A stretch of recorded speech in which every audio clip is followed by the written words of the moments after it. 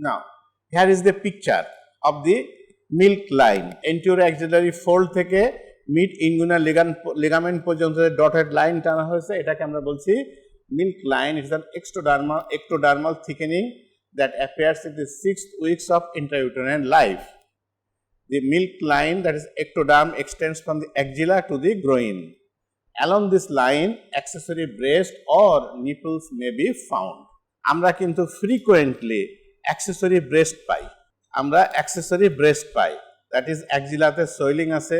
তোমরাও যখন বাড়ি ঘর ধরে যাবা, আত্মীয় স্বজনের কাছে কথা বলার প্রসঙ্গে দেখবো অনেকে বলবে যে আমার বগলে চবর বেড়েছে, এটা বগলে এখানে ঝুলে পড়েছে, আন্ডার আর্ম, ঠিক আছে? It's nothing, accessory breast, because the milk line passes দেয়ার।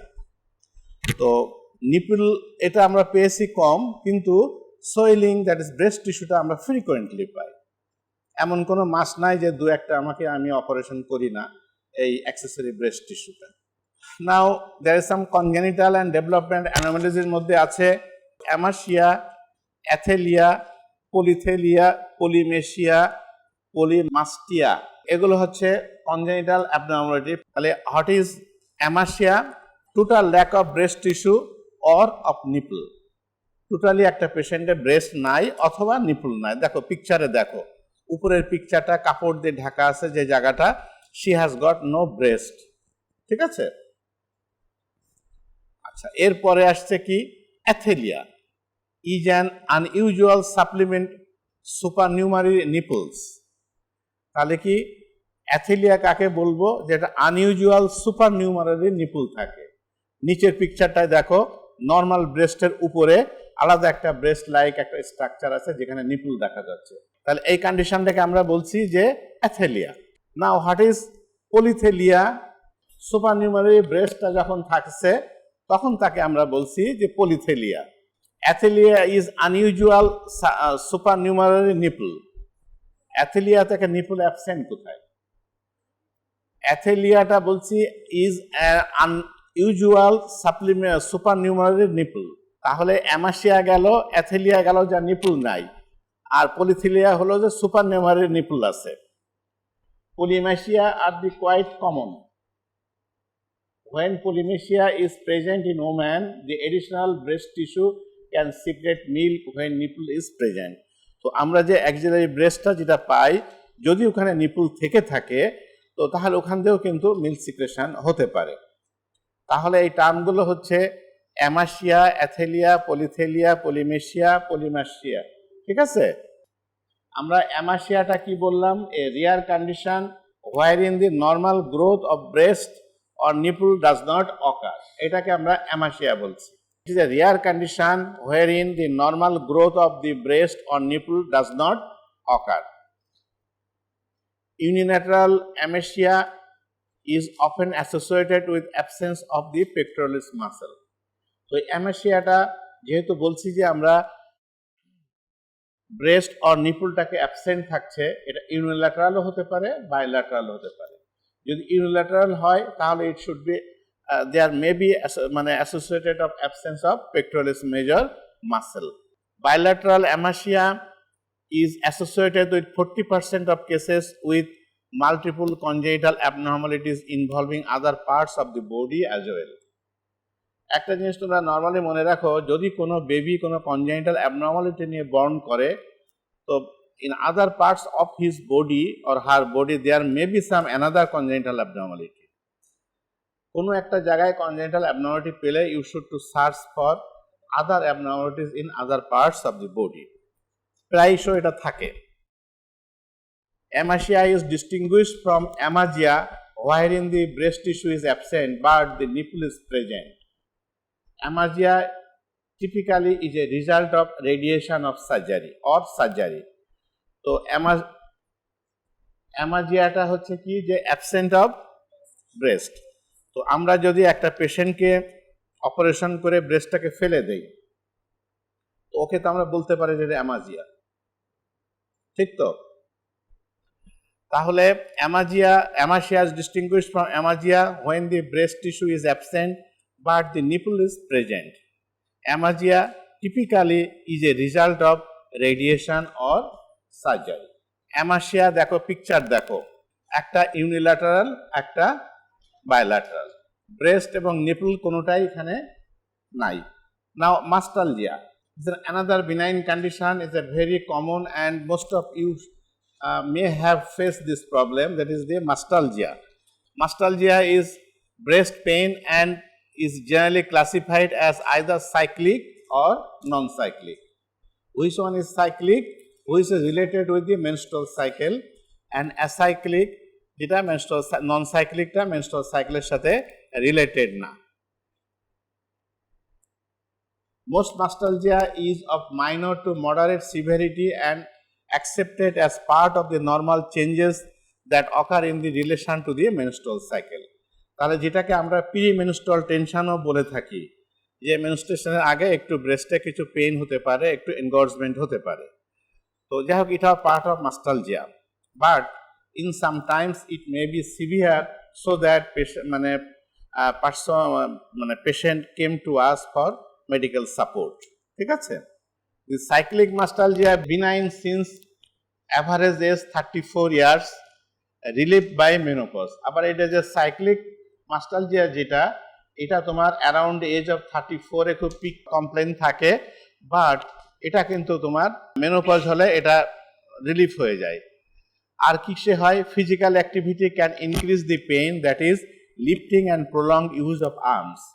বিশেষ করে যে সমস্ত মেয়েরা পরিশ্রম করে, ডে লেবারার, ওয়ার্কার, তাদের ক্ষেত্রে কিন্তু এগুলো বেশি পাওয়া যায়, যে হাতের অ্যাক্টিভিটি যদি বাড়ে তাহলে কিন্তু এই পেনটা বাড়তে পারে।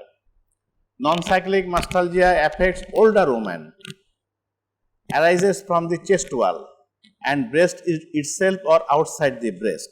তাহলে নন সাইক্লিক মাস্টালজিয়াটা একটু রিলেটিভলি ওল্ড এজে হয় এবং এটা কিন্তু চেস্ট ওয়াল থেকে আসে, ব্রেস্টের থেকেও হতে পারে, but maybe outside the cause from the breast থেকেও এটা হতে পারে। এই মাস্টালজিয়া ট্রিটমেন্ট একটু জেনে রাখো, it is a very difficult to treat. পেশেন্টকে ফার্স্ট থিং আমরা অ্যাসিওর করি যে এটা তোমার জন্য একটা normal thing, you just try to accept it, and at times দেখবে এই ব্যথাটা তোমাকে কষ্ট দেবে না। এই একটা গেল, অ্যাসিওরেন্স গেল।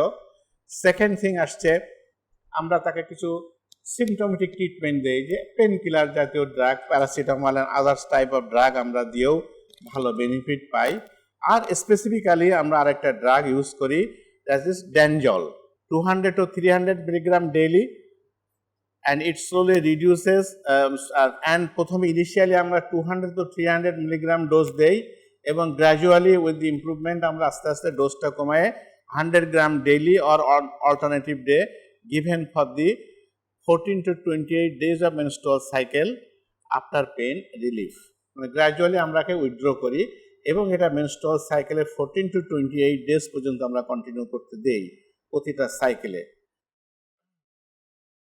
Response are usually seen within 3 months after taking the drugs, and side effect হিসেবে আমরা পাই ওয়েট গেইন পেতে পারি, একনি অ্যান্ড হিটসুটিজমও হতে পারে। Now another thing is gynecomastia. Gynecomastia is the growth of the glandular tissue in the male breast. তাহলে gynecomastia হচ্ছে the enlargement of the male breast. The name comes from the Greek term gyne plus mastos, meaning the female-like breast. অনেক সময় mail পার্সনরা আসে that they are having a enlargement of the breast looks like a female one, and usually adolescent এজে এটা আসে এবং পেশেন্টরা খুব মানে এমব্রাস সিচুয়েশনে থাকে। গাইনোকোমেশিয়া is a benign condition that accounts for more than 65% of male breast abnormalities. Male breast abnormalityটা কম, কিন্তু 65% ক্ষেত্রে আসে গাইনোকোমেশিয়া। Gynecomastia is clearly differentiated from the pseudogynecomastia, which is an accumulation of excess fat in a male breast. তো আমি যদি obeys person হয়ে থাকি, আমার বডিতে যদি ফ্যাট এক্সেস থাকে, তো কিছু ফ্যাট তো আমার ব্রেস্টেও জমা হতে পারে, ওটাকে কিন্তু আমরা বলি শুধু pseudogynecomastia. Gynecomastia is usually unilateral and occur in young men. There is no hormonal dysfunction in unilateral gynecomastia. তাহলে ইউনিল্যাটারাল গাইনোকোমেশিয়াতে সাধারণত কোনো হরমোনিক ইমব্যালেন্স থাকে না। Bilateral gynecomastia is due to the systemic causes. তাহলে gynecomastia maybe unilateral, maybe bilateral. ইউনিল্যাটারালটা usually কোনো endocrine abnormality থাকে না, বাট বাইল্যাটারাল হলে তার কিছু এন্ডোক্রাইন অ্যাবনর্মালিটি থাকে। Neonatal gynecomastia, pubertal gynecomastia, senile gynecomastia. Neonatal মানে কি, যে বাচ্চাদের অনেক বেবি বর্ন করেছে, সেখানে একটা তাদের আছে, is due to the transplacental passage of maternal estrogen and may be associated with a nipple discharge, which is known as the witch milk. It is due to the transplacental passage of the maternal estrogen and may be associated with nipple discharge. তাহলে male baby হয়েছে, তার nipple থেকে কিছু কিছু milk তাই বের হচ্ছে, তো মানুষের তো গ্রামে গঞ্জে মানুষের তো মাথা খারাপ হয়ে যাবেই যে ও ডাইনির দুধ বেরোচ্ছে, উইচ মিল্ক। ঠিক আছে, usually it resolves during the first few weeks of life. এর জন্য কোনো ট্রিটমেন্ট লাগে না, অল্প কিছুদিনের মধ্যে এটা তোমার অটোমেটিক্যালি কিওর হয়ে যায়। নেক্সট থিং আসছে যে pubertal গাইনোকোমেশিয়া। It is commonest in male breast lesion and can either be unilateral or bilateral. Reassurance is often the only treatment that is required. The lesion will generally settles spontaneously but may be persist for months or years. তাহলে pubertal এজেও যে গাইনোকোমেশিয়া পাই, এটাকেও আমরা সাধারণত কোনো treatment দিতে চাই না, আমরা ওদেরকে রিঅ্যাসিওর করতে চাই যে এটা in the course of time it will be alright, এবং সেটাই হয়। সামটাইমস এটা কিছু কয়েক বছরও এটাকে এক্সিস্ট করতে পারে। আরেকটা হচ্ছে কি সিনাইল গাইনোকোমেশিয়া, বৃদ্ধ বয়সেও কিন্তু গাইনোকোমেশিয়া হতে পারে। Can be difficult to differentiate from the pseudogynecomastia due to general adiposity increasingly seen in old age. যদি ওল্ড এজে গাইনোকোমেশিয়া হয়, এটাকে সিউডোগাইনোমেশিয়া থেকে ডিফারেন্সিয়েট করাটা এবি ডিফিকাল্ট হয়, কারণ ওল্ড এজে তো চারিদিকে ফ্যাট টিস্যুগুলো ঝুলে পড়ে, স্কিন কিন্তু ল্যাক্স হয়ে যায়, তখন এটাকে ডিফারেন্সিয়েট করা it is a bit difficult. Now secondary to some pathological processes that is more concern. First thing, কেন হতে পারে সেকেন্ডারি গাইনোকোমেশিয়া? একটা কারণ হতে পারে প্রাইমারি টেস্টিকুলার ফেলিওর যদি হয়ে থাকে, অ্যাকোয়ার্ড টেস্টিকুলার ফেলিওর যদি হয়ে থাকে, সেকেন্ডারি টেস্টিকুলার ফেলিওর যদি হয়ে থাকে, and due to some endocrine tumors. ঠিক আছে, তাহলে প্রাইমারি টেস্টিকুলার ফেলিওরটাকে কি অ্যানরকিয়া, যদি কোনো পেশেন্টের টেস্টিস অ্যাবসেন্ট থেকে থাকে, অ্যানরকিয়া হতে পারে, ক্লিনফিল্টার সিনড্রোম হতে পারে, অর বাইল্যাটারাল ক্রিপ্টোঅর্কাটিজম। তাহলে যদি কোনো patient if suffers from Klinefelter syndrome, সেক্ষেত্রে কিন্তু আমরা গাইনোকোমেশিয়া পেতে পারি। আর অ্যাকোয়ার্ড টেস্টিকুলার ফেলিওর কি হচ্ছে, একটা সহজ disease, that is mumps and irritation. Mumps ডিজিজটা কিন্তু কি হয়, প্রথমে মামস হলে কি হয়, প্যারোটিড সোয়েলিং হয়। একটা মজার কথা আছে এখানে, it leaves the face but bites the testis. ঠিক আছে, এ মুখের থেকে সরে আসছে কিন্তু টেস্টিসকে কামড় দিচ্ছে, এটা কিন্তু কমন থিং। তোমরা যখনই ট্রিটমেন্টে যাবে, যদি কোনো পেশেন্টকে মামস পেয়েছো, should be treated seriously, because মামসের থেকে অর্কাইটিস হতে পারে, টেস্টিকুলার অ্যাট্রফি হতে পারে, it is a common thing. এটা খুব আনকমন ডিজিজ না, তোমরা যখন ডাক্তারি করতে বসবে অবভিয়াসলি এটা পাবা। তাহলে মামসের পেশেন্ট হলে শুড ট্রিট এডিকুয়েটলি। তাহলে অ্যাকোয়ার্ড টেস্টিকুলার ফেলিওর আমরা পাই সাধারণত মামস থেকে পাই, আর একটা কোথায় পাই, যদি কোনো কারণে তার রেডিয়েশন হয়ে থাকে।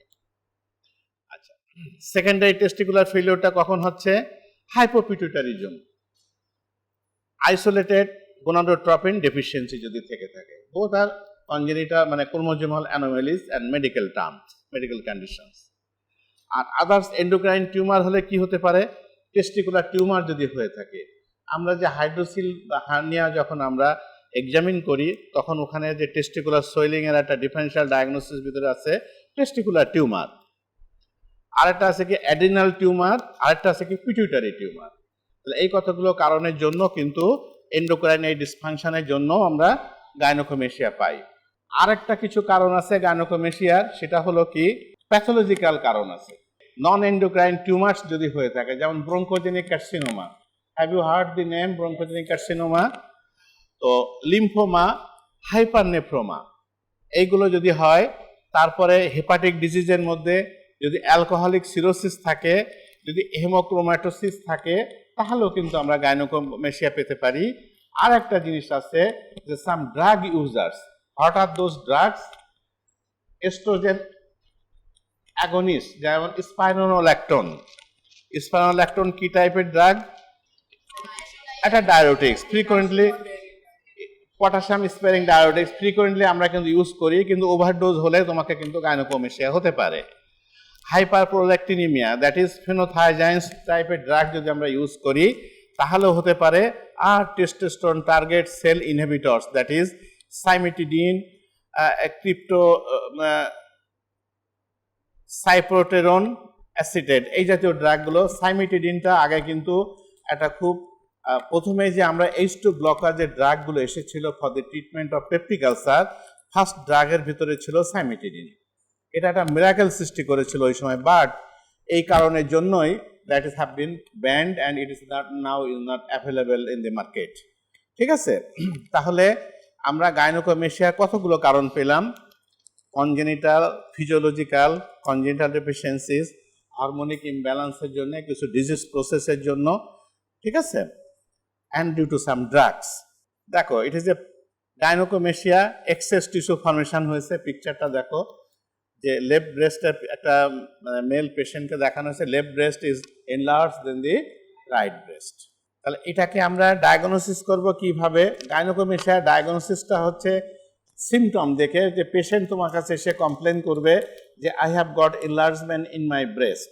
তুমি ব্রেস্ট এক্সামিন করবে, দেখবে সেখানে একটা এনলার্জমেন্ট অফ দ্য ব্রেস্ট আছে এবং সেখানে কোনো লাম্প নাই, যার সফট টিস্যু এনলার্জমেন্ট আছে।